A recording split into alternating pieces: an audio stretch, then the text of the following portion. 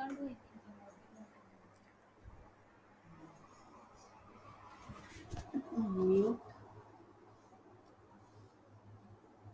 What should do अभी सुना है.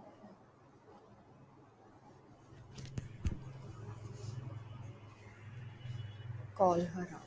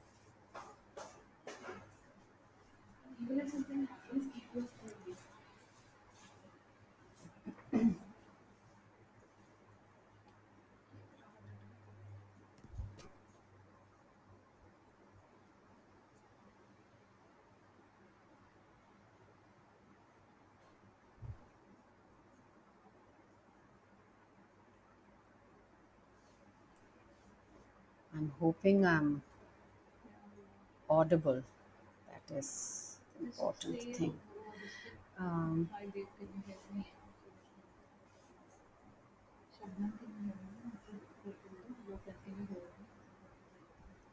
Hi Dave, can you hear me? Is it clear, you think? Can you let me know?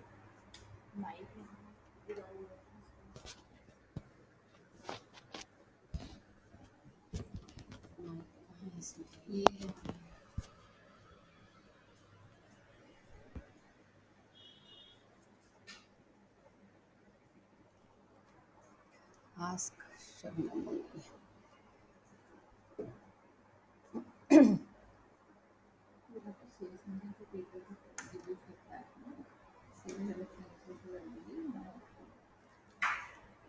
Hello, friends. I'm Anjali Bhardwaj, and I'm speaking as part of the Anhad webinar series, and uh, looking forward to talking to you about the economy during the lockdown, specifically focusing on the plight of migrant workers and what they're going through. So we are seeing horrific accounts, we are hearing, we are seeing videos, photographs that are absolutely heart wrenching.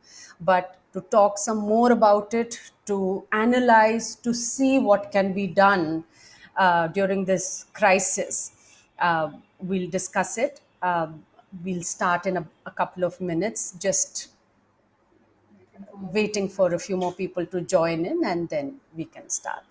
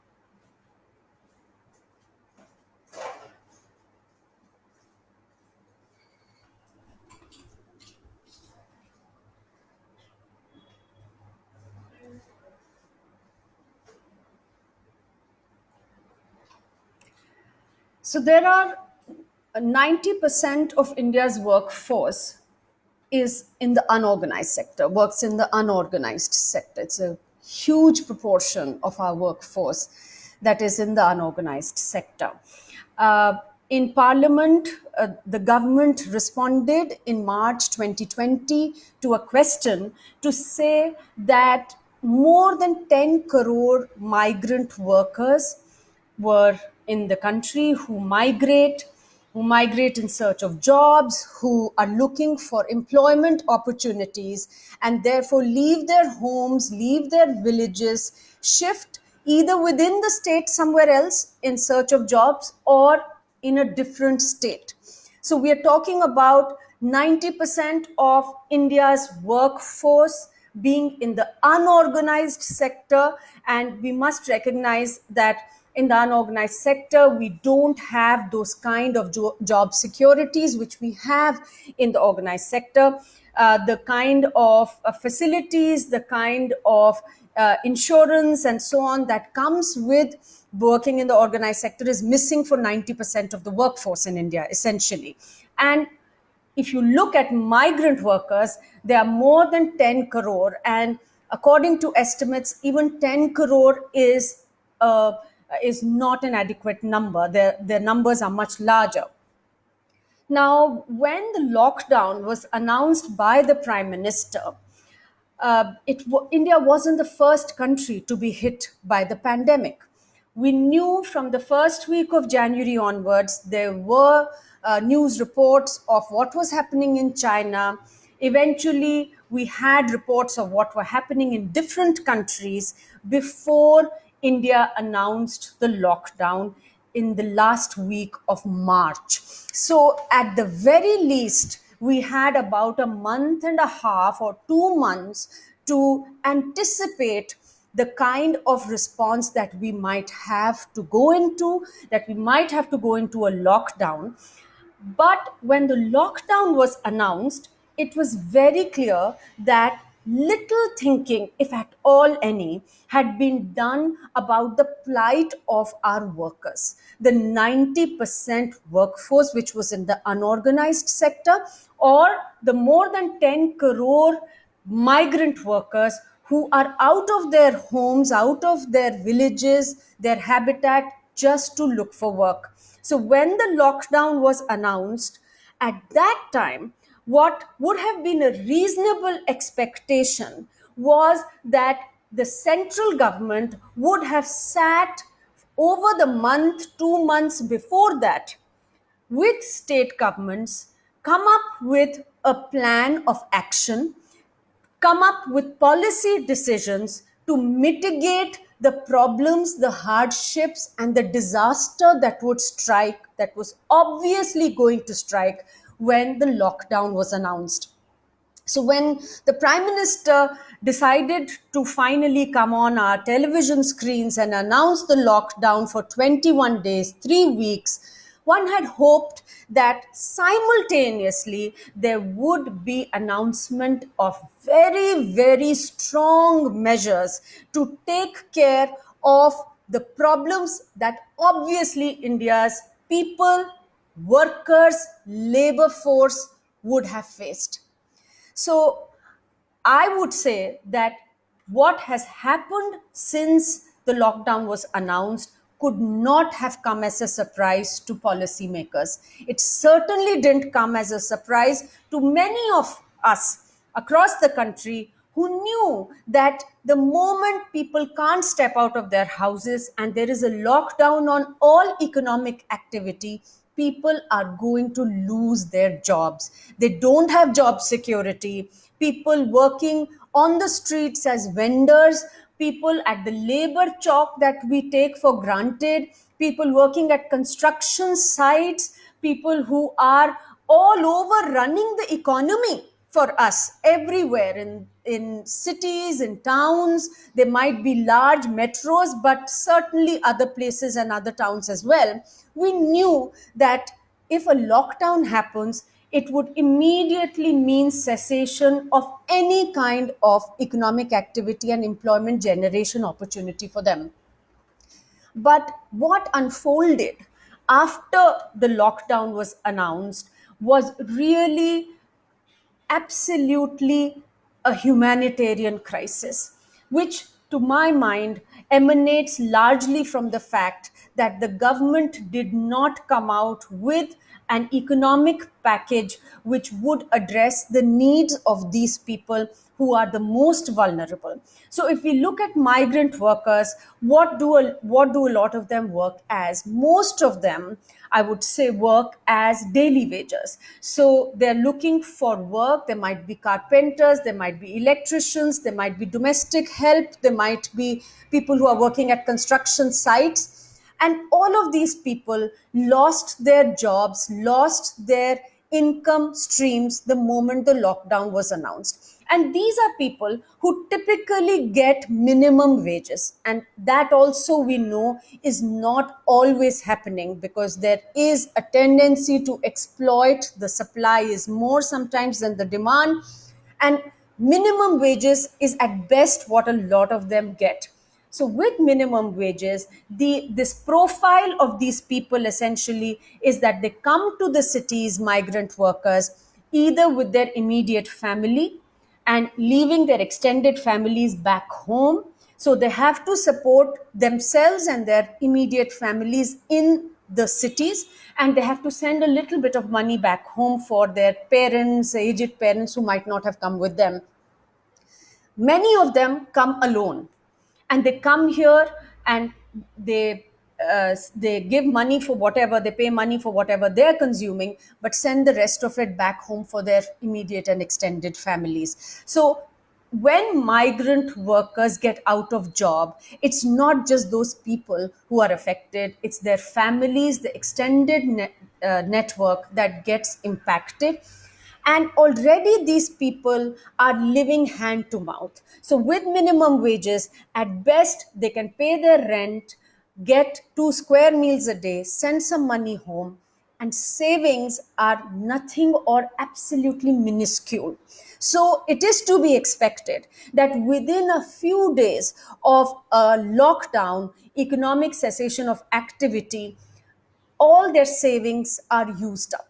So what we are seeing happening is that for these people, even those who had some savings, were living a life of dignity, were managing day to day from, probably had the buffer to manage for a week or 2 weeks, have suddenly run out of all resources, all savings, and are hurtling towards absolute and utter destitution. Now, the first thing that happens, I mean, we can all think about it, it's very intuitive.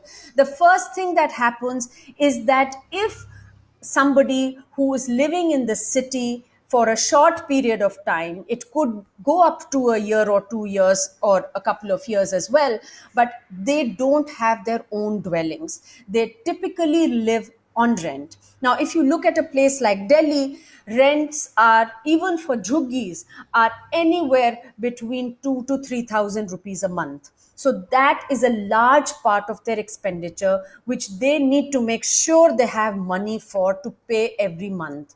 The second thing that people absolutely need all the time and is money for food, for basic food, for medicines, for milk for their children. This is the kind of basic things that people need funds for, money for. Now, the moment incomes stop, people know that they will not be able to afford to pay rent, and they will immediately be evicted, they will be on the streets.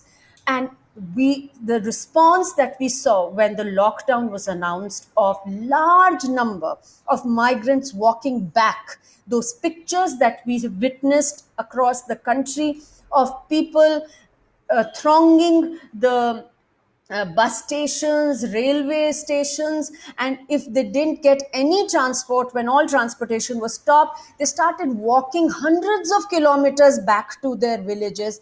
One of the primary reasons was that they knew that if they don't earn in a city for a few weeks, they have no way to pay their rent, and they would in any case be homeless and on the streets. They know that they have no social infrastructure in cities. In villages where they come from, there is a network, there is a social infrastructure that they can fall back on for food, for some kind of help. But in cities, that social infrastructure doesn't exist. So people, when they started walking back, it was a natural, it was an organic, and it was a rational decision for them to take. Now, which is exactly why it should have been anticipated. So what would the government, if we felt that we had to give a policy prescription to the government before the lockdown was announced, what would it have been? What should the government have done? The first thing the government should have done was recognize that there is a very large percentage of workforce in our country which will be left suddenly without any source of income. They should have made sure that they will be given a basic minimum wage. Now, minimum wages are already set in the country, different for different states, depending on the cost of living, etc. But even if one were to assume that a basic minimum full wage could not be given, at least a respectable percentage of it should have been given as basic income to help people tide through these times, these months of crisis and lockdown without any jobs. The government should have also made sure that there was no problem of food supply to these people, to people, while taking care of the supply chains and announcing, like it was announced, that please don't worry. The prime minister said that your grocery shops, आपकी किराना की दुकान जो है वो चलती रहेगी. ये तो करना ही था, लेकिन इसके साथ में सरकार को ये भी जरूरत थी कि ये सोचें कि दुकानें खुली हैं, पर जिन लोगों के पास पैसे ही नहीं हैं उन दुकानों से लेने के लिए कुछ, वो क्या करेंगे? तो उनके पास क्या जरूरी चीजें हैं जो आनी चाहिए. Now that was absolutely missing. So the government needed to have actually thought this through and put a very proper plan in place, an economic package and a plan for making sure कि food security है, कोई भूखा नहीं सो रहा है, किसी को दवाई के लिए, रेंट के लिए तकलीफ नहीं उठानी पड़ रही है. ये सब चीजें सोच के सरकार को, केंद्रीय सरकार को और राज्य सरकारों को एक कंसर्टेड स्ट्रेटजी प्लान बनाना चाहिए था.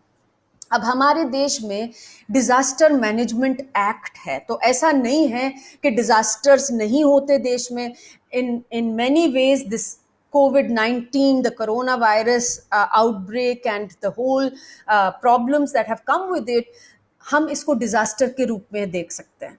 तो डिजास्टर अगर है तो बहुत सारे सिस्टम्स हैं जो हमारे देश में ऑलरेडी हैं, क्योंकि डिजास्टर्स होते हैं, अलग अलग तरीके के होते हैं, नेचुरल कैलामिटीज होती हैं, मैन मेड डिजास्टर्स हो जाते हैं, जिसके साथ डील करना पड़ता है. तो डिजास्टर मैनेजमेंट एक्ट जो है हमारे देश में, उसके तहत प्रॉपर एक फ्रेमवर्क है जिसमें सरकारों को एक्ट करना होता है, जिससे कि लोगों को डिजास्टर के कारण जो तकलीफें हैं वो मिनिमाइज हों.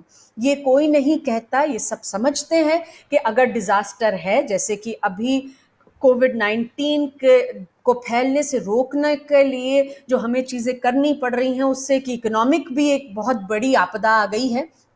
तो हम ये समझते हैं कि डिजास्टर में तकलीफ तो होगी, लेकिन कैसे उस तकलीफ को मिनिमाइज किया जा सके, how can we minimise those that impact of that disaster.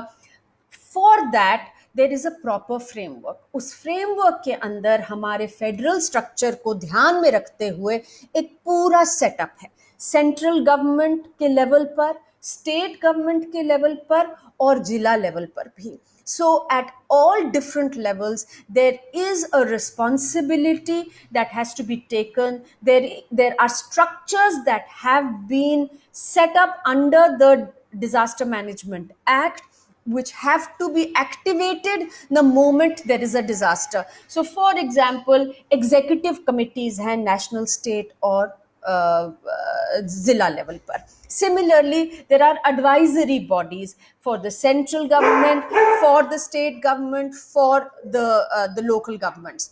Now, all of these have to immediately come into effect. They have to work closely with each other, and they have to develop and implement a plan, a cogent plan of action, so that the impact of the disaster is mitigated. अब हम अगर देखें, जब ये पूरी तस्वीरें सामने आने लगी कि लोग अपने बिस्तर उठा के, अपने बच्चों को उठा के, अपनी छोटी छोटी बिलोंगिंग्स को उठा के 400 किलोमीटर की दूरी पर अपने जो गांव हैं उनके लिए पैदल ही निकलने लगे हैं, खबर आने लगी कि किस तरीके से बहुत सारे लोग बस स्टेशंस पे, आईएसबीटी पे और भी जगह पर इकट्ठे होने लगे हैं घर जाने के लिए डेस्परेशन में. तो मिनिस्ट्री ऑफ होम अफेयर्स ने उस समय पर एक ऑर्डर निकाला कि आप सोशल डिस्टेंसिंग को जो पूरा मामला है वो तो बिल्कुल बर्बाद हो जाएगा. तो इसलिए हम चाहते हैं कि ये सोशल डिस्टेंसिंग बनी रहे, और अगर कोई इन्फेक्शन जहां पर आप थे वहां पर है, उसको आप लेकर अपने गांव वापस ना जाएं, अपने स्टेट में वापस ना जाएं, ये फैले ना. इसलिए हम नहीं चाहते कि माइग्रेशन हो. तो जो पूरा रिवर्स माइग्रेशन का दौर चला, सरकार ने उसे रोकने के लिए एक ऑर्डर निकाला एमएचए का, और वो ऑर्डर 29 मार्च को जो निकला, उसमें सरकार ने कहा कि जो भी एम्प्लॉयर हैं और उनके यहाँ जो भी वर्कर्स हैं, जो माइग्रेंट वर्कर्स भी हैं, उन सब को आप सैलरी देंगे. ये एम्प्लॉयर्स को उन्होंने आदेश दिया. और दूसरी चीज कहा कि रेंट नहीं मांगा जाएगा. यदि कोई नहीं दे सकते हैं रेंट, उनसे रेंट नहीं मांगा जाएगा. तो इसमें इम्प्लिसिट पहली चीज तो ये है कि सरकार किसी भूल भुलैये में नहीं थी. सरकार को समझ थी इस बात की कि ये दो चीजें बहुत जरूरी हैं. अगर वो चाहते हैं, हम चाहते हैं देश में कि लोग जहां पर हैं वहीं पर रहें, तो लोगों को आपको रेंट भी देना होगा और आपको लोगों को वेजेस भी देने होंगे. तो सरकार ने ये एमएचए का ऑर्डर निकाला कि जितनी भी देर तक आपकी फैक्ट्री बंद रहे, आपका धंधा बंद रहे, लेकिन आप वर्कर्स को मिनिमम वेजेस या फिर सैलरी जो देते हैं वो देते रहेंगे, और रेंट नहीं लिया जाएगा जो नहीं दे सकते हैं उनसे. लेकिन आप ये समझने की इसमें ज़रूरत है हमें कि इतने सारे माइग्रेंट वर्कर्स हैं जो किसी के लिए काम नहीं करते हैं. अब आप स्ट्रीट वेंडर्स को देखिए, उनका कोई एम्प्लॉयर नहीं है. अगर हम देखें जो कारपेंटर हैं, प्लम्बर हैं, इलेक्ट्रिशियन हैं जो आते हैं, उनके कोई एम्प्लॉयर्स नहीं है जो उनको सैलरी या वेजेस देते हैं. तमाम जगह पर हम जानते हैं कि डोमेस्टिक हेल्प के लिए कोई लोग जाते हैं, अगर वो नहीं जाते तो उन्हें नहीं मिलता है. तो एम्प्लॉयर्स किसको आप सोच रहे हैं, इसका इन्फोर्सेबिलिटी भी क्या होगी, ये भी सवाल है.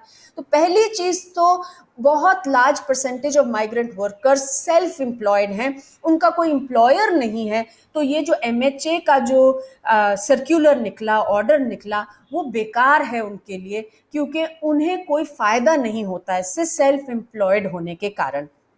दूसरा, जो कहीं पर काम करते भी हैं, कोई छोटी मोटी सिलाई की दुकान पे काम करते हैं, कहीं और पे काम करते हैं, लोगों के पास जो एम्प्लॉयर है उन्हीं के पास पैसा नहीं है. तो जब एम्प्लॉयर के पास पैसा नहीं है तो एम्प्लॉयर कह रहे हैं भाई हम कहाँ से दें आपको, हम चाहें भी तो हम नहीं दे सकते, हम तो हर हफ्ते हर महीने कुछ काम करते हैं, साथ साथ में कुछ हमें वापस मिलता है तो हम आप तक देते हैं. तो अब ये जो ऑर्डर है, ये सरकार कह रही है कि ऐसा नहीं है कि हमने नहीं सोचा और हमने कुछ नहीं किया. ये किया है हमने कि हमने ये ऑर्डर निकाल दिया है, पर ये ऑर्डर वास्तव में मेजॉरिटी ऑफ माइग्रेंट वर्कर्स के लिए बिल्कुल बोगस ऑर्डर है, उनके लिए एप्लीकेबल ही नहीं है. दूसरी चीज, रेंट की जो बात है, आप देखिए कि कितने लोग वर्क साइट पर रहते हैं जो माइग्रेंट वर्कर्स हैं. कितने माइग्रेंट वर्कर्स जो हैं वो झुग्गियों में रहते हैं, वो शंटी टाउन्स में रहते हैं, ऐसे छोटे छोटी जगह पर वो रहते हैं। कौन से रेंट एग्रीमेंट हैं उनके? किसी का रेंट एग्रीमेंट नहीं है। वो तो वर्ड ऑफ माउथ होता है, आप रहिए यहाँ पर, हम आपको कहेंगे, या कुछ कच्चा सा छोटा सा लिख दिया जाता है, उसकी कोई वैल्यू नहीं है लीगल। तो ऐसे में कैसे इम्प्लीमेंट कराया जाएगा रेंट के भी ऑर्डर को? तो देखिए, ये जो सारी तरीके की चीजें सरकार ने कहा है कि हम कर भी रहे हैं, वो भी पूरी तरह से लोगों के लिए बेकार हैं, बहुत बड़ी संख्या के लिए, माइग्रेंट वर्कर्स के लिए।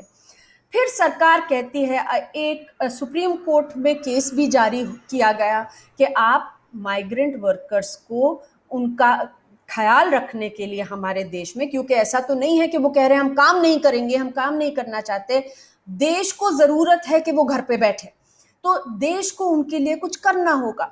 तो हमने कहा, जो सुप्रीम कोर्ट की याचिका थी उसमें कहा गया कि वेजेस दिए जाएं सब वर्कर्स को, बेसिक मिनिमम इनकम दी जाए वर्कर्स को, क्योंकि बहुत सारे वर्कर्स को कुछ भी पैसा नहीं है आज उनके पास कि वो 2 वक्त का खाना भी खा सकें या अपने परिवार को, बच्चों को खिला सकें। तो ऐसे में सरकार ने ये कहा कोर्ट में कि देखिए, हमने शेल्टर बना दिए हैं, तो हमारे शेल्टर में आके लोग रह रहे हैं और उनको ना तो रेंट देना पड़ रहा है, उनको खाना पीना भी हो रहा है, तो कोई समस्या नहीं है। पर जब ये बोला गया कि आप बताइए कि कितने लोग हैं शेल्टर में, तो सरकार ने जो आंकड़े दिए उसमें टोटल आंकड़े सरकार और एनजीओ की तरफ से 10 लाख लोग थे। और उन्होंने कहा कि हमारे पास ये भी जानकारी आई है कि एम्प्लॉयर्स ने कई जगह पे लोगों को रख रखा है, 15 लाख लोग वहां भी रह रहे हैं। तो मान भी लीजिए कि 15 लाख और 10 लाख मतलब 25 लाख लोगों को, वर्कर्स को, माइग्रेंट वर्कर्स को सरकार ने पूरे देश में कहीं ना कहीं आश्रय दे दिया और कुछ खाना पीना भी चल रहा है। पर पहली बात तो ये समझने की है कि 10 करोड़ से ज्यादा माइग्रेंट वर्कर्स में से आप 10 लाख 25 लाख को अगर आपने कहीं बिठा भी दिया, बाकी सबका क्या हो रहा है? और दूसरी बात ये है कि वो लोग भी जो वहां रह रहे हैं, उनकी कुछ बेसिक जरूरतें हैं, उनको कुछ मेडिसिन चाहिए है, उनको कुछ बच्चों के लिए दूध चाहिए है, सैनिटरी पैड्स की जरूरत होती है, हर एक तमाम चीजों की जरूरत होती है लोगों को। तो एक बेसिक मिनिमम पैसा लाइफ ऑफ डिग्निटी लीड करने के लिए बहुत जरूरी है।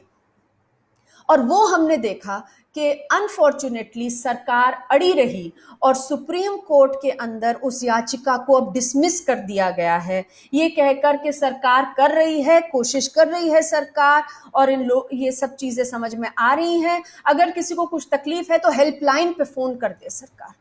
तो अभी जो हम ये देख रहे हैं कि किस तरीके से सरकार जो है अपना जो रिस्पॉन्सिबिलिटी है उसे पूरी तरह से सरकार ने छोड़ रखा है। The government has completely abdicated its responsibility towards a very large number of people who are migrant workers, ऐसे लोग जिनके पास आज की तारीख में 100-200 रुपए भी नहीं रह गए हैं कि वो अपना गुजर बसर कर सकें। तो अब आप शेल्टर्स का हाल देख लीजिए। यमुना पुष्ता में हम सब ने देखा है किस तरीके से जो शेल्टर होम्स थे, 10-10 हजार लोगों की लाइनें लग रही थी वहां पर। जित खाना जो पहुंच रहा था, वो जब तक लोग वेट करते थे, 6-6 घंटे वेट कर रहे थे लोग एक एक बार में खाना खाने के लिए। लोग जब वेट करते करते उनकी टर्न आती थी तो एकदम पानी जैसा एक कटोरी उनको खिचड़ी की मिल जा रही थी। तो लोगों में अनरेस्ट भी बढ़ रहा था। और फाइनली हमने ये देखा भी कि किस तरीके से वहां पर मारपीट हुई। कई वर्कर्स यमुना में कूदे, एक वर्कर की मृत्यु हो गई। और उसके बाद फिर जो गुस्सा था, जो एंगर था, उसमें 3 जो शेल्टर्स थे उनको आग लगा दी गई। और उसके बाद लोग किस तरीके से यमुना के किनारे, जहां पर पूरे सिटी का वेस्ट इकट्ठा होता है, जो अनट्रीटेड सुएज होता है वो इकट्ठा होता है, वहां पर लोग एक ब्रिज के नीचे सोते रहे 3-3 दिन, खाना पहुंचा नहीं। और किस तरीके से हमने वो बर्बर जो पिक्चर्स भी देखी, जो हमने इतनी जो दहला देने वाली पिक्चर्स थी कि किस तरह से निगमबोध घाट के पीछे जो यमुना के घाट पर लोग जो बनाना, जो केले फेंके गए थे उसमें से बीन रहे थे कि किसी तरह से वो खा के अपना जीवन चला सके। तो ऐसे में हमें ये सवाल बहुत जरूरी है उठाना कि क्या सरकार की भूमिका हमारे देश में, जो एक सोशलिस्ट वेलफेयर स्टेट अपने आप को कहता है, क्या बनती है। क्या ये कहकर सरकार टाल सकती है कि हमने कुछ शेल्टर्स बना दिए, और शेल्टर्स का भी अगर आप ब्रेकअप देखें तो वो शेल्टर्स में केरला और महाराष्ट्र में 72% पीपल जो हैं वो उन्हीं शेल्टर्स में हैं। तो बाकी देश में क्या हो रहा है। अब दूसरा एक सवाल है कि हम केवल इंडिया पे देख रहे हैं, और भी देशों में आपदा आई है, बाकी देश क्या कर रहे हैं।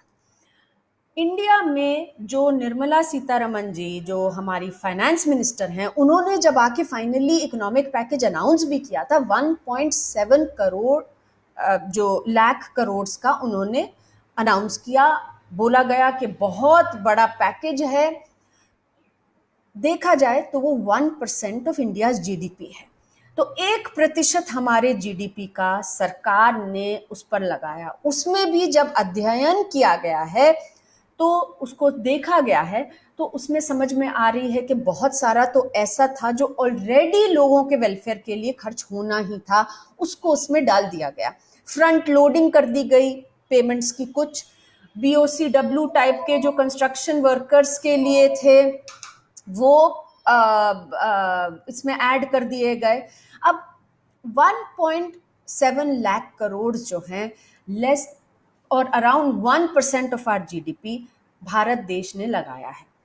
अगर हम इसको कंपेयर करें बाकी देशों से, विकसित देशों से भी कंपेयर करें, तो वहां पर भी सरकारें up to 10%, 15%, 20% of their GDP इस आपदा के समय पर खर्च कर रही हैं। अब भारत जैसे विशाल देश में, जहां पर इतनी समस्याएं हैं लोगों के लिए, उनका क्या क्या हाल होगा। तो जो विकसित देश हैं वो भी कह रहे हैं कि देखिए, आप जो हम समझते हैं कि जो एम्प्लॉयर्स हैं वो पैसे नहीं दे सकते, तो वेज सपोर्ट दे रहे हैं वो लोग। ब्रिटेन में, इंग्लैंड में 80% तक, डेनिश सरकार ने 75% तक, 75% तक बोला है कि हम वेजेस सपोर्ट करेंगे, आप लोगों को रिट्रेंच मत करिए, निकालिए मत। भारत सरकार कुछ नहीं करना चाह रही उसके बारे में। तो वेज सपोर्ट, और जो पूरे विकसित देश हैं वो कह रहे हैं, वो भी समझ रहे हैं कि हमारे विकसित देशों में भी, डेवलप्ड कंट्रीज में भी जो पुअरर लोग हैं उनके ऊपर असर खराब नहीं पड़ना चाहिए, लोगों के पास वेजेस जाने चाहिए, इसलिए वो पैसे दे रहे हैं। भारत जैसे देश में, जहां पर आप जानते हैं कि 90% लोग बिल्कुल सड़कों पर पहुंच जाएंगे अगर उनके पास वेजेस नहीं होंगे इतने इतने लंबे समय तक, वहां पर सरकार नहीं करेगी तो कैसे चलेगा। दूसरी बात जो बहुत जरूरी है वो ये है खाद्य सुरक्षा की। देखिए, हमारे देश में अब बहुत समय से ये बातें चलती आ रही हैं कि लोगों को सरकार राशन पहुंचाए, और इस तरीके से पहुंचाए कि जिन तक राशन पहुंचना है वो किसी भी तरीके से एक्सक्लूड ना हो जाएं उस कैटेगरी से। तो हमारा और बहुत लोगों का जो कैंपेन है खाद्य सुरक्षा का, यही कहना है कि यूनिवर्सलाइज करने की ज़रूरत है राशन के वितरण को। अब अभी राशन वितरण कैसे होता है। राशन वितरण under NFSA, national food security act, public distribution system है। उसमें परिवारों को चिन्हित किया जाता है जिन्हें राशन कार्ड दिए जाते हैं। अब अलग अलग राज्य अलग अलग क्राइटेरिया फॉलो करते हैं। जैसे कि अगर दिल्ली में हम देखें तो ये कहा जाता है आपकी आय 1 लाख से कम होनी चाहिए सालाना, तो इनकम सर्टिफिकेट दीजिए। कभी कहा जाता है कि आप आधार, आपके पास कार्ड होना चाहिए, आधार से लिंक होना चाहिए है, आप दीजिए आधार का प्रूफ। इन सब चीजों के कारण जो सबसे अंत गरीब है, जिनको खाने की जरूरत है, राशन की जरूरत है, वो छूट जाते हैं हमारे फूड सिक्योरिटी नेट से।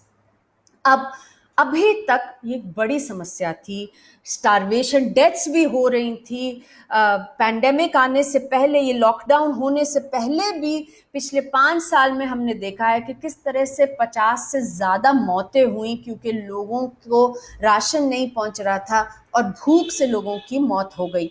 तो ऐसे में अगर सरकारें यूनिवर्सलाइज नहीं करती, ये नहीं कहती कि जो भी आके हमसे मांगेगा राशन, हमें मानेंगे कि उनको ज़रूरत है और उन्हें देंगे हमें इतना राशन, जो भी तय किया जाए 10 किलोग्राम या जो भी तय किया जाए, तब तक जो सबसे ज़रूरतमंद तबका है, जिनको सबसे ज़्यादा ज़रूरत है, वो उनके पास प्रूफ नहीं होंगे, डॉक्यूमेंट्स नहीं होंगे और वो छूटते रहेंगे और ये होता रहा है।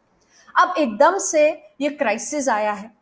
अब सरकार कह रही है कि हम लोगों को पहुंचा देंगे। फाइनेंस मिनिस्टर ने बैठ के जो सबसे बड़ा एक अनाउंसमेंट किया वो ये कि जिनको हम राशन कार्ड दिए रखे हैं ऑलरेडी सरकारों ने, उन्हें हम 5 किलो राशन और देंगे प्रति व्यक्ति। तो जिनको ऑलरेडी 5 किलो मिलता था उन्हें अब 5 किलो और मिलेगा अनाज, और हर परिवार को जिसके पास राशन कार्ड है 1 किलो दाल भी मिलेगी। पर उनका क्या जिनके पास राशन कार्ड नहीं है? होमलेस लोगों के पास राशन कार्ड नहीं है हमारे देश में। रेंट पे जो माइग्रेंट वर्कर्स रहते हैं, क्योंकि उनके पास प्रूफ ऑफ एड्रेस नहीं होता, उनके पास राशन कार्ड ज़्यादातर नहीं है हमारे देश में। तो उन लोगों का क्या होगा? वो तो उस नेट से बाहर रह गए फिर से, और सबसे ज़रूरतमंद फिर वही तबका है। तो ऐसे में अभी ये सख्त ज़रूरत है कि सरकारें कम से कम अब ये बात समझें कि हमें यूनिवर्सलाइज करने की ज़रूरत है फूड डिस्ट्रीब्यूशन सिस्टम को। उसके बगैर हम नहीं ये सुनिश्चित कर पाएंगे कि लोग फूड सिक्योर रहें, लोग भूखे ना रहें और लोग स्टारवेशन से मरे नहीं। अभी देखिए बहुत सारे राज्यों ने कुछ कुछ शुरू करा है कि हम जिनके पास राशन कार्ड नहीं है उन्हें भी हम कुछ राशन देंगे। पर समस्या ये है कि कैसे फिर चिन्हित किया जाएगा और किनको फिर आप छोड़ेंगे? पहली चीज तो सबसे बड़ी समस्या सरकारों को ये लगती, उन्हें ये लगता है कि अगर हम सबको राशन देना लगेंगे तो सभी संपन्न लोग भी आके राशन लेने लगेंगे। देखिए जो क्वालिटी ऑफ राशन है हमारे देश में, जो राशन वितरण प्रणाली में पीडीएस में मिलती है, वो ऐसी है कि ज्यादातर संपन्न परिवार वो नहीं खाएंगे, नहीं लेना चाहेंगे। जो कोई परिवार में से जन आकर वहां पर खड़े रहें, एक लंबे प्रोसेस में लाइन में लगकर राशन लें और उस क्वालिटी का ले लें, उन्हें सरकार दे दे। और अगर सरकार ये नहीं चाहती कि कोई एक बार से ज्यादा आके राशन लेते रहें, वो हम समझ सकते हैं, पर उसके लिए कुछ कॉम्प्लिकेटेड करने की जरूरत नहीं है। जैसे इलेक्शन के समय पर सरकार एक इंक लगा देती है लोगों की किसी एक उंगली पर सुनिश्चित करके, उसी तरह से सरकारें, हम कह रहे हैं कि कोई भी आए आप उसे राशन दे, आप दे इंक लगा दीजिए, जिससे कि वो बार बार जाके राशन वही इंसान ना ले। पर ये अभी तक हमने ज्यादातर राज्यों में होते नहीं देखा। यूनिवर्सलाइजेशन तमिलनाडु जैसी कुछ राज्यों में थी। केरला ने तुरंत यूनिवर्सलाइजेशन का ऐलान किया जब ये क्राइसिस हुआ उससे डील करने के लिए, पर ज्यादातर राज्यों ने यूनिवर्सलाइजेशन नहीं की है। दिल्ली जैसे राज्य में भी, जहां पर अब सरकार ने, दिल्ली सरकार ने ये समझा है कि हमें कुछ करना पड़ेगा, जो लोग ऐसे हैं जिनके पास राशन कार्ड नहीं है, उन्होंने भी यूनिवर्सलाइज नहीं किया है। वो भी कह रहे हैं कि आप ई कूपन लीजिए। अब ई कूपन, आप दिल्ली में अगर किसी से पूछें, ई कूपन लेने के लिए सबसे पहले तो लोगों के पास स्मार्टफोन होना जरूरी है, मतलब स्मार्टफोन का एक्सेस। अब ऐसे समय पर जहां जहां पर लोग किसी के घर भी चल के नहीं जा सकते मदद लेने के लिए, स्मार्टफोन का एक्सेस बहुत कम लोगों के पास है। स्मार्टफोन पे आप आधार का नंबर दीजिए, उसके बाद फिर आपका ई कूपन आने का आपको ओटीपी जनरेट होकर फिर ई कूपन आएगा। तो ये जो सब तरीके हैं ये बड़े कॉम्प्लेक्स तरीके हैं। सरकारों को ज़रूरत है कि इस समय पर इस तरीके की चीज़ें ना सेटअप करें, सिंपल तरीके से लोगों तक राशन पहुंचाए। राशन की एक बहुत बड़ी हमारे पास जो सेविंग ग्रेस है, अगर हम देखें एक तरीके से इस पूरे मतलब भयानक जो हमारे देश में दृश्य आज है, उसमें अगर कोई एक अच्छी चीज़ है वो ये है कि हमारे गोदाम भरे हुए। राबी जो अभी हार्वेस्ट हो रही है क्रॉप, उसके बाद में नियरली 80 मिलियन मेट्रिक टन हमारे पास अनाज गोदामों में पड़ा है। अब गोदाम में अनाज सड़ जाए, उस पे कीड़े लगे या उसे जानवर खाएं, उससे नहीं आना चाहिए नौबत जब हमारे देश में लोग भूखे हैं, हमारे देश में लोगों के पास अपने बच्चों को, अपने बूढ़े बुजुर्गों को अपने आप खाने के लिए 2 वक्त की रोटी नहीं है। ऐसे में जब गोदाम भरे हैं तो लोगों तक ये अनाज पहुंचना बहुत ज़रूरी है। और सरकार, अलग अलग सरकारों के पास अगर पॉलिटिकल विल हो, राजनीतिक इच्छा शक्ति हो, तो कोई ताकत नहीं रोक सकती उनको कि वो लोगों को सबके पास राशन पहुंचा दें। अभी हमारे पास इनफ राशन है, इनफ ग्रेन्स हैं कि लोगों तक पहुंच जाएंगे वो, और कम से कम उन्हें भूखे नहीं सोना पड़ेगा, उन्हें भूख का, स्टारवेशन का सामना नहीं करना पड़ेगा। जहां तक सरकारों की ये समस्या है कि भ्रष्टाचार ना हो, हम कैसे उसको रोकेंगे, इसलिए हमें कुछ सिस्टम अडॉप्ट करने पड़ेंगे। हम तो शुरू से कहते हैं कि आप सिंपल सिस्टम बनाइए। भ्रष्टाचार रोकने का हमारे देश में, पूरे विश्व में सीधा तरीका है। आप पारदर्शिता कीजिए, आप जवाबदेही बनाइए और उससे भ्रष्टाचार रुकेगा। उल्टे सीधे तरीकों से, आधार से, इधर उधर से भ्रष्टाचार नहीं रुकने वाला। भ्रष्टाचार को रोकेंगे कैसे? भ्रष्टाचार को इसी तरीके से रोका जा सकता है कि पूरी लिस्टें आप बाहर डाल दीजिए। आज अगर सरकारें जगह जगह पर ये बता दें कि कितना स्टॉक आया राशन दुकानों पर, कितना खत्म हो, जब दिन बंद हुआ तो कितना खत्म होने पर स्टॉक था, ये अगर सब जगह पर इंफॉर्मेशन पहुंचा दे, दुकानों के बाहर पोस्ट कर दे, लोगों को वेबसाइट के जरिए बता दे, तो उससे दुकानदारों के ऊपर एक दबाव बनाया जा सकता है। अभी भी बहुत जगह पर दुकानें बंद हो जाती हैं ये कहकर कि स्टॉक खत्म हो गया, जबकि हमें मालूम है कि स्टॉक है उनके पास। तो उसे रोका कैसे जा सकता है? जब लोगों के पास सूचना हो तो लोग जाके कहेंगे आप दुकान खोलिए, हमें मालूम है हमारे नाम का स्टॉक आया है, आप हमें राशन दीजिए। वही एक तरीका है भ्रष्टाचार को रोकने का। अगर कोई कहते हैं हमने तो सबको बांट दिया, तो ये लिस्ट बता दीजिए आपने किस किस को बांटा, तो लोग खुद ही जाके, अगर कोई कहते हैं कि हमने किसी कमला देवी को राशन दिया है और कमला देवी जाके कहें कि जी हमारे पास तो, मैंने तो राशन लिया नहीं, मैं तो भटक रही हूँ राशन के लिए, तो अकाउंटेबिलिटी खुद सेट हो सकती है। और दूसरी बात, शिकायत निवारण के ढांचे जो already national food security act के तहत बने हैं, food commissions, grievance redress officers, ये सब बनाने की ज़रूरत है, हेल्पलाइन सही से चलाने की ज़रूरत है, ये सब चीज़ें करने की ज़रूरत है सरकार को। और मैं तो ये भी कहूँगी कि बहुत जगह पर सरकारें ये कोशिश कर रही हैं कि ये जो क्राइसिस है इसका इस्तेमाल करके सरकारें अपनी पारदर्शिता और कम कर दें, अपनी जवाबदेही और कम कर दें। ये कतई सही नहीं है। एक डेमोक्रेटिक कंट्री जो कि हम हैं, भारत है, उसमें अगर हम चाहते हैं कि लोगों तक उनके अधिकार पहुंचे, लोग भूखों नहीं मरें इस क्राइसिस के थ्रू, बहुत ज़रूरी है कि जो हमारे सरकार में काम हो रहा है, हमारे नाम पर जो पैसा खर्च हो रहा है, हमारा ही जो पैसा खर्च हो रहा है, क्योंकि सरकारी पैसा तो लोगों का ही पैसा है, टैक्स का ही पैसा है, तो ये सारे पैसे की पूरी जानकारी सरकार लोगों तक पहुंचाए। बड़े बड़े फंड सेटअप हो गए हैं, PM cares fund, LG CM fund, relief fund, chief ministers relief fund, इतने बड़े बड़े फंड सेटअप हुए हैं जहां पर लोग लाखों करोड़ों रुपए जमा कर रहे हैं। अब पूरे देश में लोग दे रहे हैं कि किसी तरह से हम मदद कर सकें।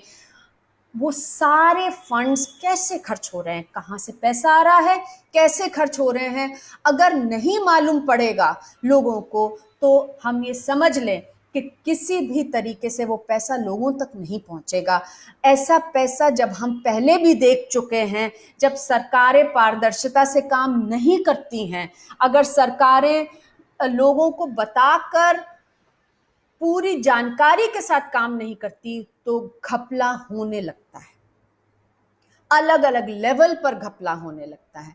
आप यही देख लीजिए कि बहुत सारी स्टडीज हैं जो कि फंड्स के वितरण पर हैं, जहां पर कुछ डिस्क्रेशन होती है। आप लोकल एरिया डेवलपमेंट फंड्स ही देख लीजिए, उसमें स्टडीज हैं जो दिखाती हैं कि अगर कोई पारदर्शिता नहीं है तो सबसे जरूरी चीजों के ऊपर पैसा खर्च नहीं होता। अगर पैसा खर्च होता भी है तो जिस चीज पे खर्च होना है उसके अंदर जाता नहीं है, पहुंचता नहीं है वो पैसा। उसके लिए केवल एक ही तरीका है कि पारदर्शिता कर दी जाए, कितना पैसा आया, किस चीज पे खर्च हुआ, वो सारी सूचना लोगों तक पहुंचा दी जाए। केवल तभी पैसा सही से खर्च होता है। जिन फंड्स के अंदर हमारे देश में और ये विश्व भर में पूरी ये एस्टैब्लिश है कि विश्व में जहां पर भी लोग पारदर्शिता के साथ रहे हैं वो वहां पर चीजें प्रॉपर तरीके से लोगों तक पहुंच रही हैं, वरना नहीं पहुंच पाती हैं। तो माइग्रेंट वर्कर्स के लिए भी यदि हम चाहते हैं कि सरकारें काम करें, पहली चीज है कि सरकार को जीडीपी का एक प्रॉपर हिस्सा लोगों तक पहुंचाना होगा। दूसरा, सरकार को ये समझना होगा कि इकोनॉमी के अंदर जो बहुत एक रीढ़ की हड्डी है इकोनॉमी की, वो हमारे अनऑर्गेनाइज सेक्टर के वर्कर्स हैं, हमारे माइग्रेंट वर्कर्स हैं। उन्हें इस समय पे सरकार नकार नहीं सकती और बिल्कुल छोड़ नहीं सकती है उन्हें, तो उन्हें फिर उनके लिए काम करना होगा। और फाइनली जो भी काम हो उसे पारदर्शिता से करना होगा, जो फंड्स खर्च हो उन्हें पारदर्शिता से करना होगा। और खाद्य सुरक्षा के लिए सरकार के पास कोई एक्सक्यूज नहीं है। हमारे गोदाम भरे हैं, तो जो हम हमेशा कहते हैं कि भरे गोदाम खाली पेट, ये तो अन्याय है, अपराध है। तो ये बात बिल्कुल सही है इस समय पर, और सरकारों को इस बात को समझकर लोगों तक राशन पूरी तरह से पहुंचाना होगा, उसमें कोई एक्सक्यूज नहीं है। तो कोई कुछ अगर सवाल हैं मैं उन्हें अभी ले सकती हूँ कुछ चंद मिनट के लिए।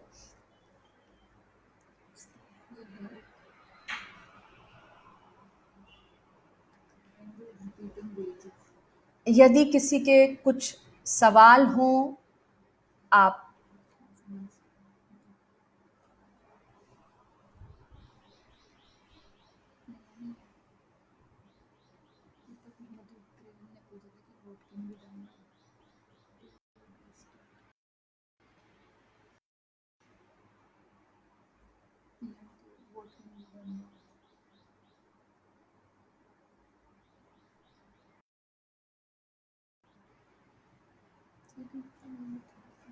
एक सवाल आया था what can be done now, मेरे ख्याल से मैंने उसके ऊपर चर्चा की है। मोटे रूप से सरकार को लोगों तक राशन पहुंचाना है जिससे कि कोई भूखा ना सोए। हमारे देश में जो बच्चे हैं, बड़े हैं, बुजुर्ग हैं, काजी लोग हैं, उन तक खाना पहुंचे। दूसरी चीज, खाना के केवल लोगों के लिए जीने के लिए इनफ नहीं है, बल्कि जब चीफ जस्टिस ऑफ इंडिया ने ये कहा कि लोगों को खाना मिल रहा है, अब उन्हें पैसों की क्या जरूरत है, तो लोग बहुत परेशान थे उस कमेंट से। क्योंकि लोग जानते हैं कि रेंट उन्हें देना होगा, वरना वो बेघर हो जाते हैं, सड़कों पर उन्हें फिर गुजर बसर करना होगा। उसके लिए लोगों को पैसा चाहिए है। कोई बीमार है उसके लिए लोगों को पैसा चाहिए है। छोटे बच्चे हैं उन्हें दूध चाहिए है, सैनिटरी पैड्स हैं, ऐसी सब चीज़ें हैं जिसके लिए लोगों को पैसा चाहिए। तो एक बेसिक कुकिंग ऑयल, इन सब चीज़ों के लिए कुकिंग गैस है, तो सरकार ने एक बोल दिया कि हम सिलेंडर देंगे उन्हीं लोगों को जिनके जो उज्ज्वला के नीचे हैं। जन धन अकाउंट में 500 रुपए सरकार ने कहा देंगे। आप बताइए 500 रुपए में किसी परिवार का क्या होगा। तो सरकार को एक बेसिक इनकम तय करके 5,000 रुपए महीना या जो भी एक अमाउंट है वो तय करके लोगों को देने की ज़रूरत है। इंस्टेंटली राशन देने की ज़रूरत है और पारदर्शिता से काम करने की ज़रूरत है। देखिए पीएम केयर्स फंड के अंदर, चीफ मिनिस्टर फंड के अंदर जो पैसा आ रहा है वो कैसे यूज हो रहा है ये हम सबको जानने का हक है। और अगर हमारे बजट में सरकार ये कह रही है कि वो एक सेंट्रल विस्टा बनाएगी जिस पर 20,000 करोड़ रुपए खर्च होंगे, तो हमारे को ये जानने का हक है कि क्यों ये सेंट्रल विस्टा ज्यादा जरूरी है लोगों की जिंदगी से। क्यों हम ये मान के चलें कि 20,000 करोड़ रुपए अगर 5,000 परिवारों में भी बटे तो कम से कम 4 करोड़ परिवारों के लिए ये पैसा हो सकता है। मतलब अगर हम कहें 4 करोड़ परिवार तो 25 करोड़ लोगों के लिए ये गुजर बसर का एक तरीका हो सकता है। क्या हमें सेंट्रल विस्टा की जरूरत है इस समय पे? क्यों क्यों ब्यूटिफिकेशन के लिए हम लोग इस समय पे प्रायोरिटी दें? क्यों सरकार नहीं कहती कि हम उस बजट आइटम को हटाकर अब ये देंगे? ये सब चीजें करने की जरूरत है। हमें भी अपने अधिकार जो हैं वो इस समय पर भी डेमोक्रेसी में ये सोचकर बंद नहीं हो जाना चाहिए अधिकार एक्सरसाइज करने से लिए, क्योंकि सूचना के अधिकार, ऐसे जो सब अधिकार हैं सरकार को जवाबदेह बनाने के लिए, ये केवल अधिकार नहीं है, ये एक तरह से हमारी ड्यूटी भी है, ये हमारे कर्तव्य भी है। तो बहुत ज़रूरी है कि लोग भी सवाल पूछते रहें, मीडिया सवाल पूछती रहे, जहां मीडिया नहीं पूछ रही सूचना के अधिकार के तहत हम सवाल पूछें। अब बहुत जगह पर सूचना के अधिकार के तहत जो इंफॉर्मेशन कमीशन हैं वो काम करने लगे हैं, सेंट्रल इंफॉर्मेशन कमीशन काम करने लगा है। हम सवाल पूछें, सरकारों को लोकतंत्र में जवाब देते रहना होगा। ये कहकर के कोविड आ गया है, लॉकडाउन हो गया है, हम जवाब नहीं देंगे, ये गलत चीज है।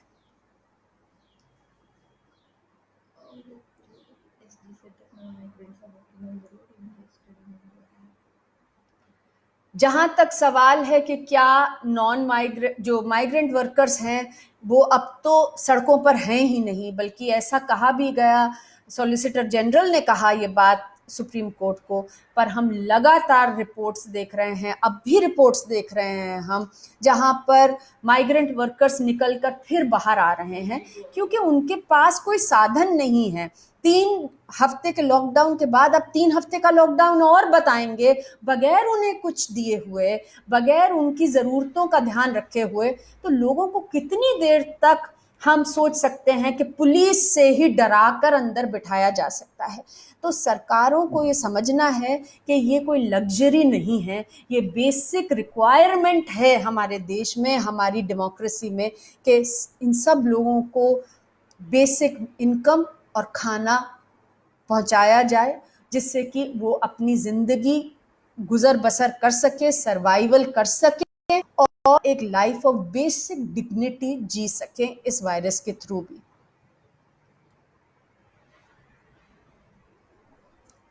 Thank you very much.